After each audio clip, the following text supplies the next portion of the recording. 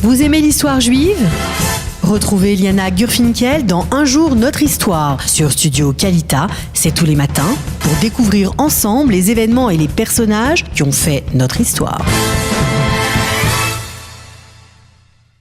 Voilà, il est 8h25 sur Studio Kalita, après cet entretien avec Michel Gurfinkel sur la visite de Mike Pence en Israël. Eh bien, nous avons le plaisir d'accueillir une autre Gurfinkel qui est dans notre studio, elle.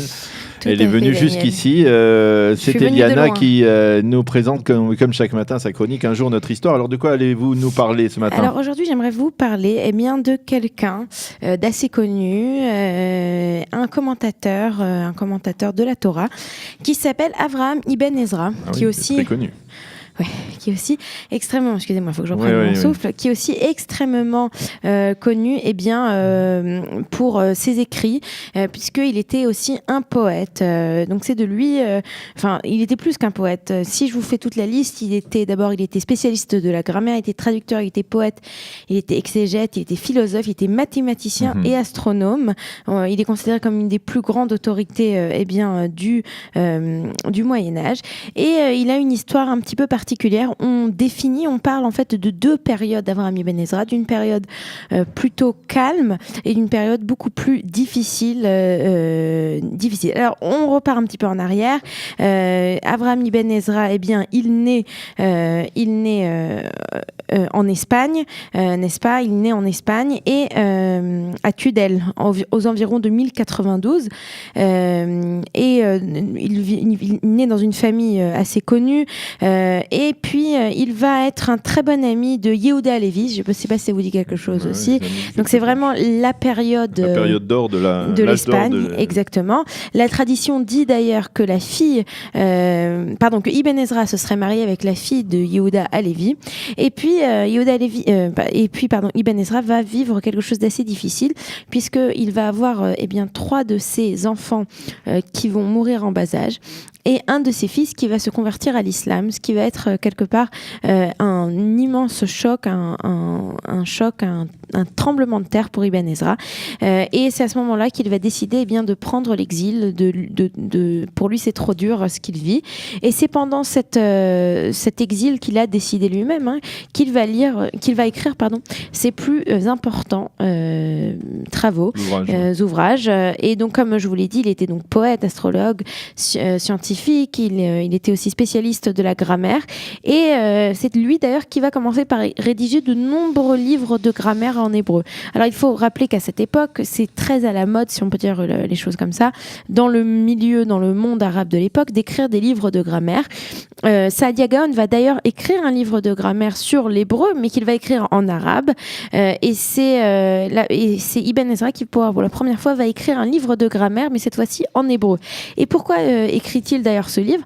Parce que, comme je vous l'ai dit, il se balade, il est en exil, il s'impose lui-même cet exil où il marche d'un endroit à un autre. Il va donc découvrir les communautés juives d'Italie et il va se rendre compte que ces juifs ne comprennent rien à la grammaire hébraïque. J'ai envie de vous dire, qu'est-ce qu'on y comprend nous aujourd'hui ?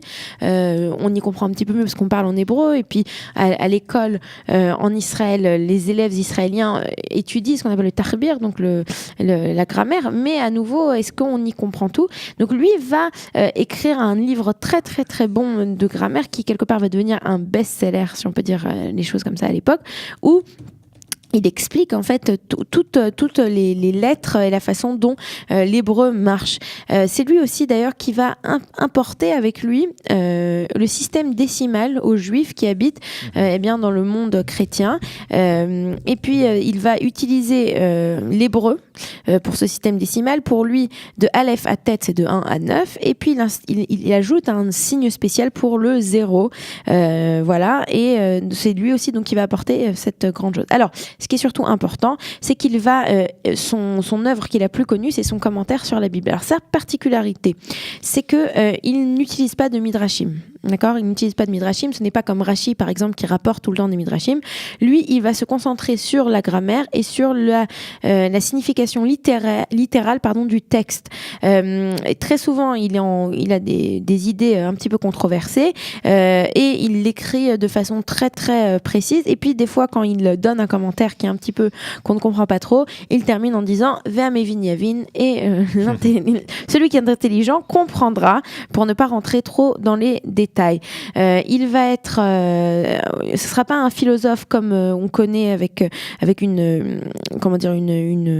livres de philosophie très clairs qui expliquent sa pensée. Ça, il ne va pas le faire, mais il va être très influencé par Shlomo Ibn Gabirol, une autre rue à Tel Aviv, si on peut dire ça comme ça, entre la rue Ibn Ezra et la rue à Tel Aviv.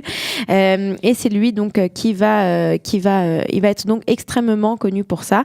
Au jour d'aujourd'hui, bien entendu, on le connaît grâce à son commentaire qui fait partie des commentaires des Rishonim que tout le monde étudie. Il faut savoir que Ibn Ezra va passer du temps en France et dans le nord de la France. Il connaîtra les Tosafot, donc les petits-fils, les Tosafim, les petits-fils de Rashi. Et il va terminer son voyage par la Provence et où à Narbonne, il va traduire un traité astronomique à partir de l'arabe. Et au final, il mourra à Calahorra, donc en Espagne, environ vers 1167. Où il est enterré. Et il est enterré, c'est une bonne question, j'imagine, à Calahorra, s'il est mort là-bas. Il est enterré en Israël ? Je ne sais pas. Je vous pose la question. Je ne sais pas, j'ai pas vérifié. Voilà. Bien, ça sera intéressant de savoir où est enterré Avraham Ibn Ezra. Merci en tout cas. Un dernier mot.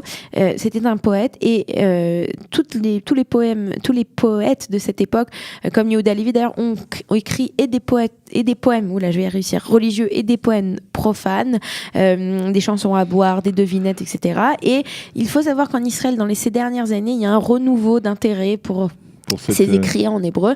Il faut rappeler un des chanteurs très très connus en Israël, Berry Sakharov, qui est extrêmement connu, avait sorti, je pense il y a maintenant 6 ou 7 ans, un CD qui était un CD rempli. Il avait repris des chansons, des poésies de toute cette époque et il les avait mises en chansons. Donc voilà. Eh bien, merci beaucoup Eliana de nous avoir parlé de cette grande figure effectivement des Rishonim qui était le Rav Avraham Ibn Ezra. Et nous allons marquer une petite pause musicale. Il est temps ce matin dans cette heure d'actualité soutenue sur Studio Kalita et ensuite on se retrouve pour la revue de la presse et des médias. Vous aimez l'histoire juive ? Retrouvez Liana Gurfinkel dans Un jour notre histoire sur Studio Kalita. C'est tous les matins pour découvrir ensemble les événements et les personnages qui ont fait notre histoire.